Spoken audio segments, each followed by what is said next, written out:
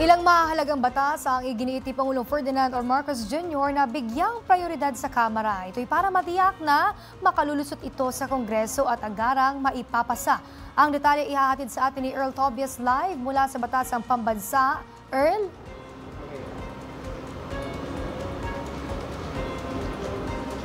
Princess, kasunod ng direktiba ni Pangulong Marcos Jr. na gawing prioridad ang pagpasa ng anti-dynasty bill ay inaantabayan na naman natin ngayon kung may bagong opisyal na pahayag si House Speaker Faustino Bogie D.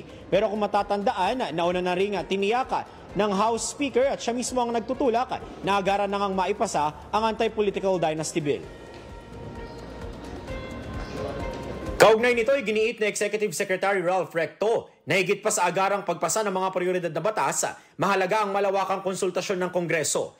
Aniya, dito malalaman kung ang magiging bersyon ng mga priority measures, kabilang na ang anti-dynasty bill, ay tunay na sumasalamin sa pulso at interes ng publiko. Ito rin ang binigyang diin ni House Speaker D sa magbabalik sesyon ng Kamara ilang linggo lang ang nakalipas.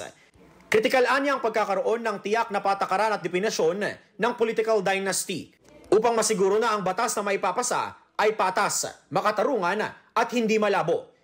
Ipinunto rin ng co-author ng panukala na si Isabela 1st District Representative Tony Pet Albano na dapat mapag-usapan ng masinsinan kung paano matitimbang ang pagbabawal sa mga magkakaanak sa halalan nang hindi nalalabag ang karapatan ng bawat isang Pilipinong tumakbo at bumoto. Kailangan anya na malinaw ang mekanismo, partikular sa pagpili sa kung sino sa mga magkakamag-anak ang pwede o pagbabawalang tumakbo. Princess, noong nakaraan ay nakatanggap din si House Speaker D ng Manifesto of Support galing sa mga kongresista mula sa iba't ibang rehiyon ng bansa.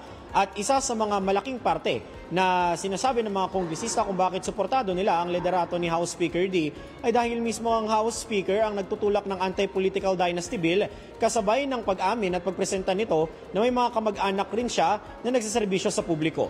Nagpapakita raw ito ng integridad at katapatan, hindi lamang para sa institusyon, kundi para sa taong bayan. Balik muna sa inyo.